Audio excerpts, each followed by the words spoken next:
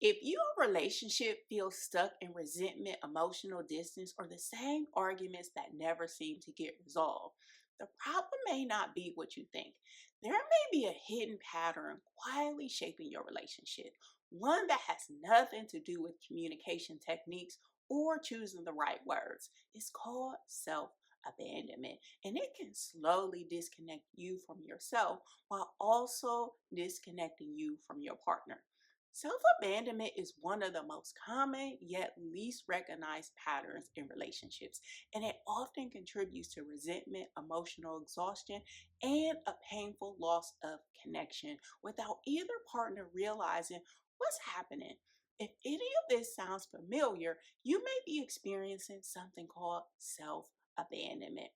These patterns can become so familiar that they become your default way of relating in relationships, which can slowly reshape your identity around maintaining the relationship instead of honoring yourself, making it harder to recognize your own needs, values, and identity. Hey everyone, welcome back to my channel. I'm Dominique Martin, a licensed therapist, and today I'm going to explain what self abandonment in relationships is, why it happens, and how to recognize the signs, and most importantly, how to stop abandoning yourself while still maintaining a connection with your partner. So let's unpack this. So, what is self abandonment in relationships? So, self abandonment happens when you disconnect from your own needs, emotions, and values in order to avoid conflict or keep the peace or gain approval or acceptance from your partner.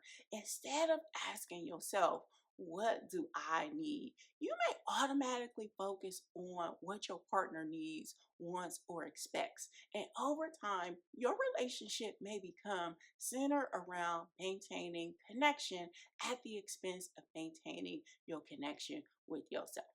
And the difficult part is that many partners don't even realize that they are doing it because it often feels like being supportive or easygoing. But there is an important difference between compromise and self abandonment. Healthy compromise allows both partners to matter. Self abandonment is where one partner may slowly move further away from their authentic self.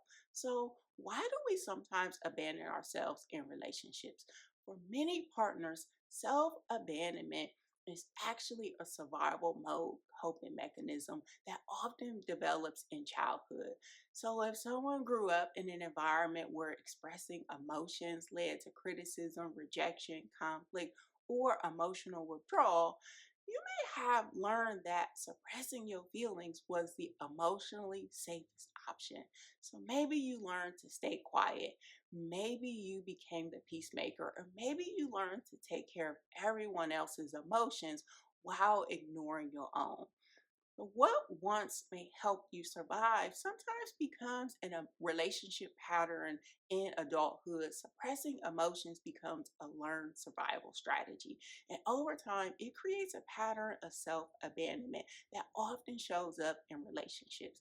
So you may stop prioritizing your own needs or you become disconnected from your own emotions. And without realizing it, emotional suppression may gradually disconnect you from your own identity and authentic self. Here's the thing: self abandonment in relationships doesn't usually begin with big sacrifices. It usually develops through subtle, everyday decisions where your sense of authentic self is exchanged for a sense of stability, acceptance, or connection. So, some common signs include constantly putting your needs last, people pleasing to avoid disappointing your partner, or over accommodating at the expense of your own well being, or ignoring or minimizing your feelings, or struggling to trust yourself or your decisions. Also, ignoring your own boundaries because saying no feels uncomfortable, or feeling guilty whenever you prioritize yourself, or Asking your partner what they want before considering your own needs and preferences.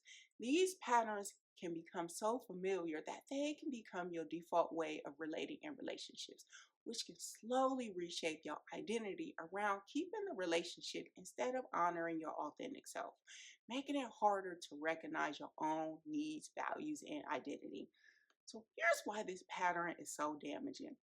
When you constantly put your partner's needs, emotions, and experiences before your own, there may be very little space left for yours.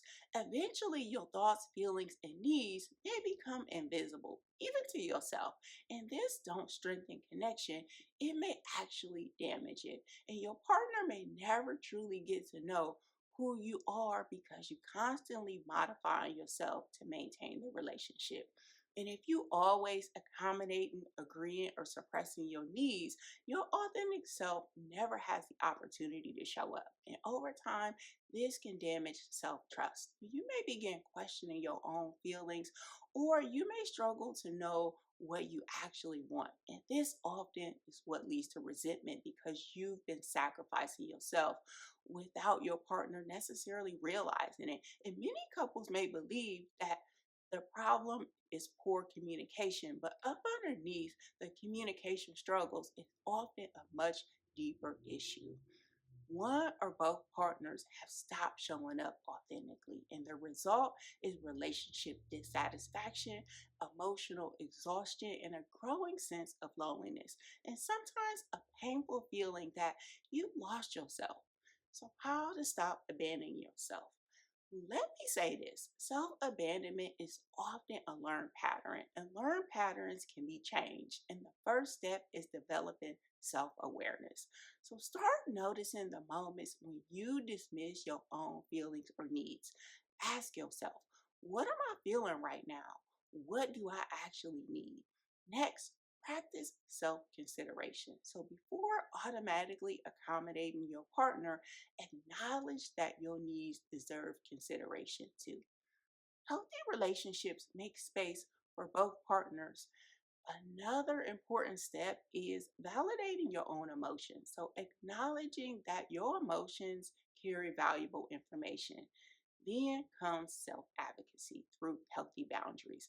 Boundaries are about protecting your emotional well being and communicating what is important to you. Also, create a habit of self check in and reflection. When you are faced with a decision, pause before responding and give yourself enough time and space to ask, am I making this choice because it aligns with my values or because I'm abandoning myself to avoid discomfort? The more often you pause and reflect and connect with yourself, the stronger your sense of self trust becomes. Many partners learn to disconnect from themselves long before they enter the relationship. But healing don't mean becoming disconnected from your own identity or relationship. It means learning that your needs, feelings, and values deserve a place in your relationship too. Because the healthiest relationships ain't built on one partner constantly sacrificing themselves. They're built on partners who feel emotionally safe enough to show up as their authentic self. Thank you so much for joining me on this video. If you found this video helpful, don't forget to like, comment, and subscribe for more relationship insights. As always, stay motivated, and I'll see you on the next video.